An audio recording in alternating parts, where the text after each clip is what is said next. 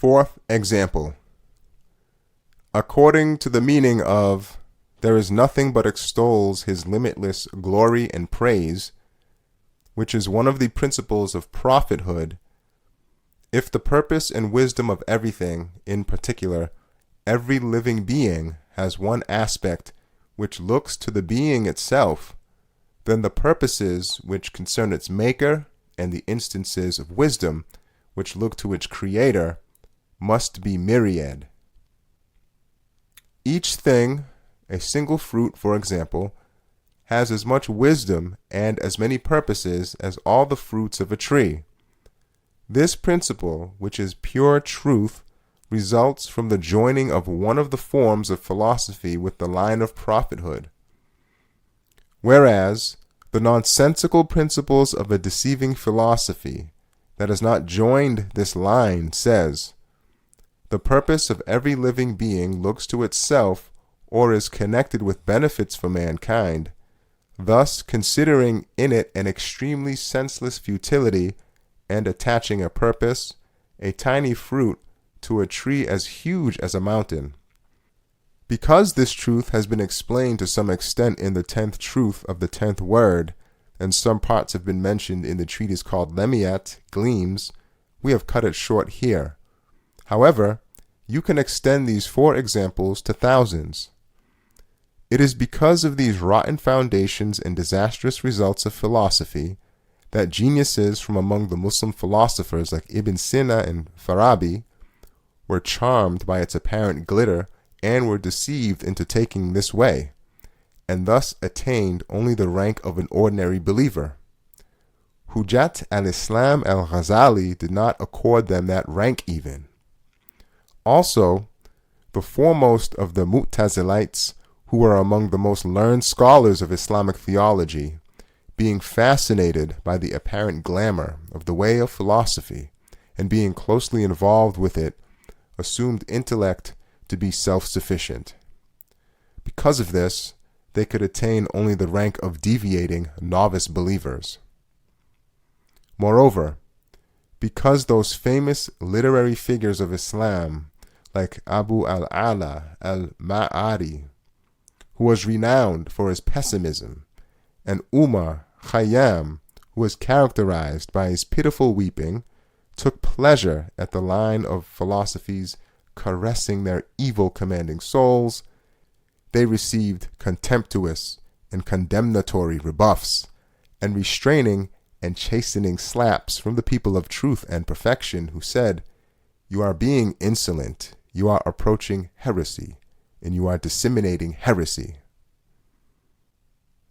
A further result of the rotten foundations of the line of philosophy is that, although the eye has in itself an essence as insubstantial as air, because the inauspicious attitude of philosophy regards it as relating only to itself, it is as if that vapor-like eye becomes liquid, and then, because of its familiarity and preoccupation with materialism, it hardens.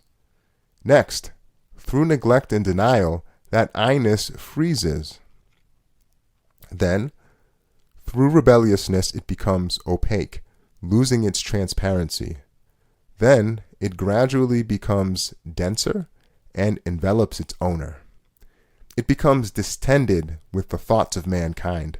Next, supposing the rest of humanity, and even causes, to be like itself, although they do not accept this and disclaim it, it gives to each of them the status of a pharaoh.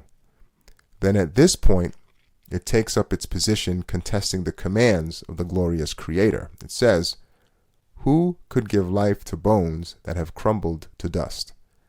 And as a challenge, accuses the absolutely omnipotent one of impotence. It even debases the attributes of the glorious Creator. It either rejects or denies or distorts what does not suit its interests and does not please its pharaoh-like evil commanding soul. One group of philosophers, by calling Almighty God self-necessitating, denied him choice. They rejected the endless testimony of all creation, which proves that he has choice. Glory be to God! Although all the beings in the universe, from the smallest particles to the sun, show that the Creator has choice, each with its own appointed individuality, order, wisdom, and measure, this blind philosophy refused to see it. Moreover, another group of philosophers said, divine knowledge is not concerned with insignificant matters, and denied its awesome comprehensiveness, and thus rejected the voracious witnessing of all beings. Furthermore, by attributing effects to causes, philosophy has given nature the power to create.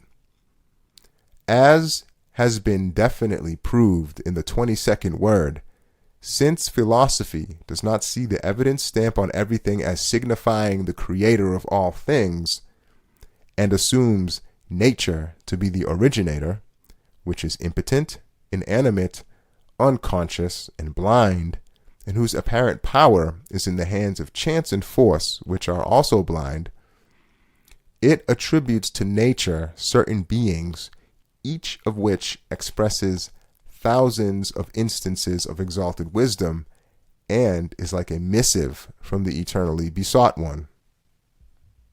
In addition, the philosophers did not find the door to resurrection in the hereafter, which, as is proved in the 10th word, God Almighty with all of his names, and the universe with all of its truths, and the line of prophethood with all of its verifications, and the revealed books with all of their verses demonstrate. They therefore denied the resurrection and ascribed pre-eternity to souls. You can deduce from these superstitions what their views on other matters would be. Indeed, the powers of evil have raised up the minds of the atheistic philosophers as though with the beaks and talons of their eyes, and have dropped them in the valleys of misguidance.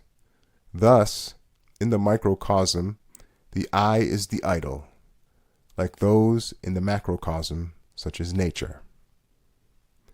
Hence, he who rejects idols and believes in God has indeed taken hold of a support most unfailing, which shall never give way. For God is all-hearing, all-knowing. It is appropriate to mention here the meaning of a fictitious event that I described in semi-verse in Lemiyat as an imaginary journey, which will illuminate the aforementioned truth.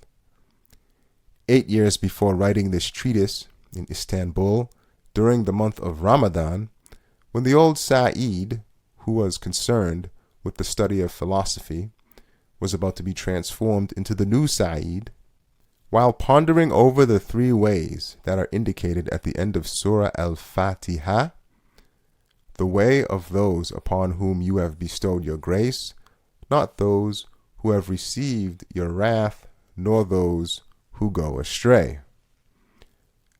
I saw something resembling a dream or vision, an imaginary event, which was as follows. I saw myself in a vast desert. A layer of murky, dispiriting, and suffocating cloud had covered the whole face of the earth. There was neither breeze, nor light, nor water. None of these was to be found. I imagined that everywhere was full of monsters, dangerous and dreadful creatures. It occurred to me that through on the other side of this land there should be light, breeze, and water. It was necessary to get there. I realized that I was being driven on involuntarily. Under the earth, I wormed my way into a tunnel-like cave and gradually traveled through the earth. I saw that many people had passed along this subterranean way before me. On all sides, they were submerged. I saw their footprints, and once I heard some of their voices, then later they ceased. O my friend who was accompanying me on my imaginary journey, that land is nature and the philosophy of naturalism. And the tunnel is the way that the philosophers have opened up with their thought in order to reach the truth. The footprints I saw were those of famous philosophers like Plato and Aristotle, and the voices I heard, those of geniuses like Ibn Sina and Farabi. Indeed, I saw in various books some of the things Ibn Sina had said and some of his principles, but he had become stuck. He could go no further. He was submerged before reaching the truth. Anyhow, in order to save you from anxiety, I showed you a small part of truth. Now I return to my journey. Gradually, I realized that I had been given two things to use. One was a torch. It would scatter the darkness of that subterranean nature. The other was a device which, by smashing mighty boulders and huge rocks, would open up a way for me. I was told, "This torch and device have been given to you from the treasury of the Quran." So I carried on for a long time in this way. Then suddenly I realized that I had come out on the other side. I saw a world where everywhere there was rejoicing, bright sunshine in a most beautiful springtime, and an invigorating breeze and delicious, life-giving water. I said, "All praise be to God." Then I realized that I did not own myself. Someone was testing me. As in the first part of the journey, I found myself in that vast desert under the suffocating cloud. And, though now on another way, still someone was driving me on. This time it was not under the earth. I was making this long journey on the face of the earth in order to reach the other side. I saw things in this part of my journey so strange and curious they cannot be described. The sea was raging, storms threatened me, everything caused difficulties for me. But once again, with the means of travel that had been given to me from the Quran, I overcame them and passed on. On the way, I saw that there were corpses of travelers everywhere.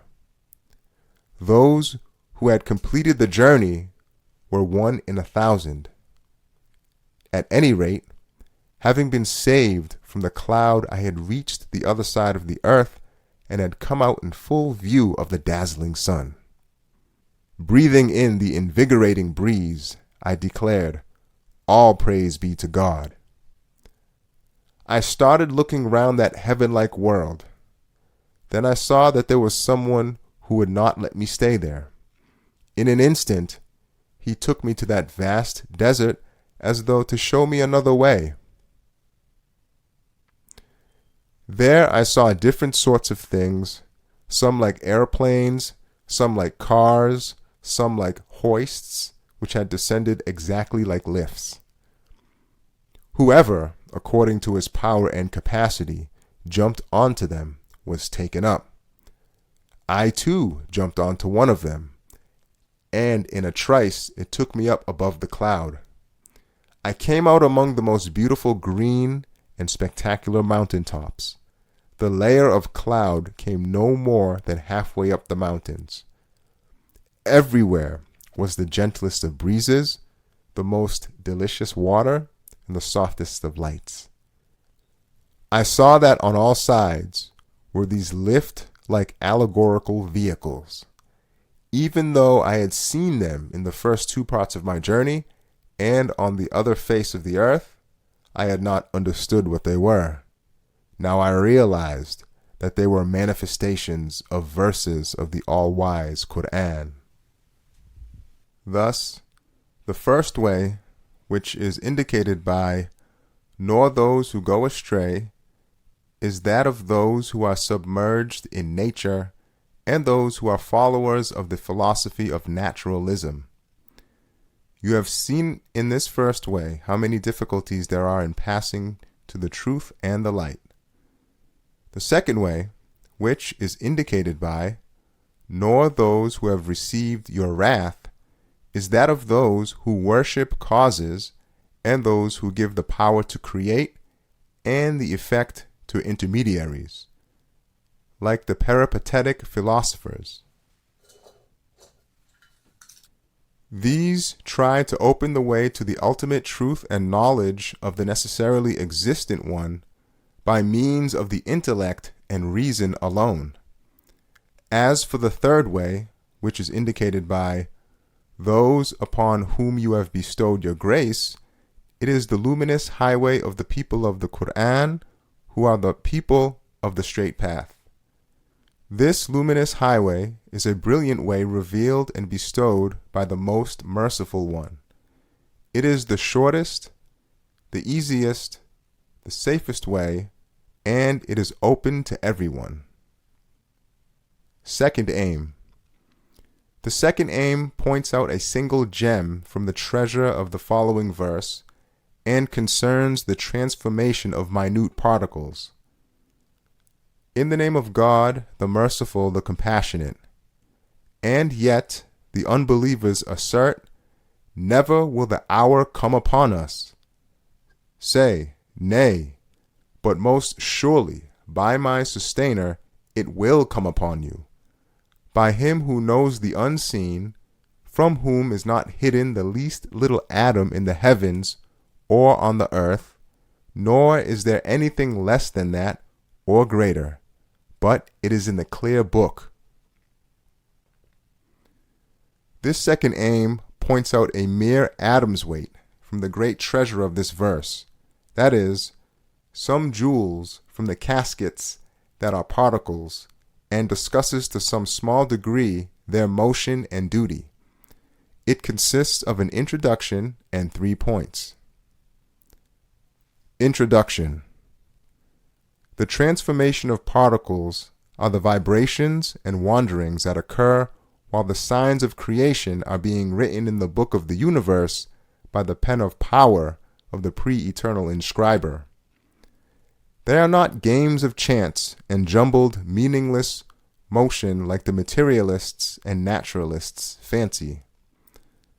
For like all beings, every particle says, in the name of God, at the start of its motion, and it raises loads infinitely exceeding its strength. For example, a seed the size of a grain of wheat shoulders a load the size of a huge pine tree. And on completion of its duty, it says, all praise be to God. For by exhibiting an art that is beautiful and full of purpose, and a decoration that is fine and full of benefits, which astound all minds, it displays a work of art like an ode in praise of the glorious Maker. Look carefully at pomegranates and ears of corn, for example.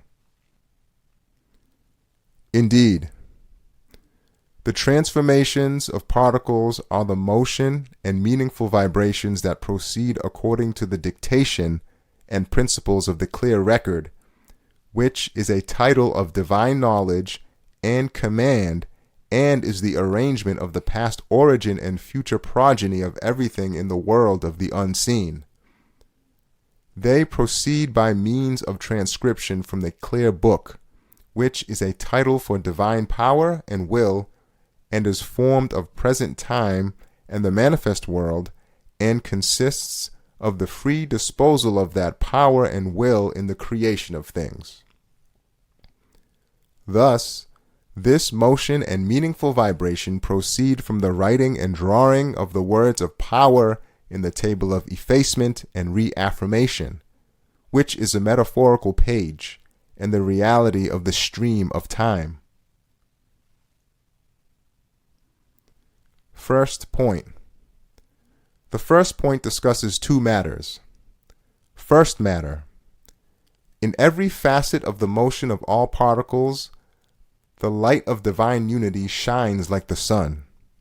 For as is proved briefly in the first indication of the 10th word, and in detail in the 22nd word, if every particle is not an official of God, acting with his permission and under his authority, and if it is not undergoing change within his knowledge and power, then every particle must have infinite knowledge and limitless power.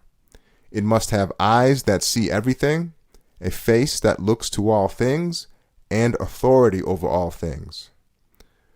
For every particle of the elements acts or can act in an orderly fashion in all animate beings. But the order within things and laws according to which they are formed differ from one thing to the next. If their order was not known to the particles could not act, or even if they could act, they could not act without error. In which case, the particles which are performing their duties in beings are either acting with the permission and at the command and within the knowledge and at the will of the owner of an all-encompassing knowledge, or they themselves must have such an all-encompassing knowledge and power. Yes, all particles of air can enter the bodies of all animate beings, the fruits of all flowers, and the structures of all leaves. They can act within them, although the way the beings are formed is all different and their order and systems quite distinct. As though the factory of a fig was a loom for weaving cloth, and the factory of a pomegranate a machine for producing sugar, and so on. The programs of their structures and bodies all differ from each other.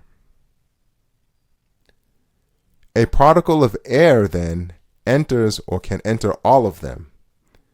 It takes up its position and acts in a wise and masterly fashion without error. And on completion of its duty, it departs. A mobile particle of mobile air, therefore, either must know the forms, shapes, measures, and formations with which plants and animals and even fruits and flowers are clothed, or else it must be an official acting under the command and will of one who does know.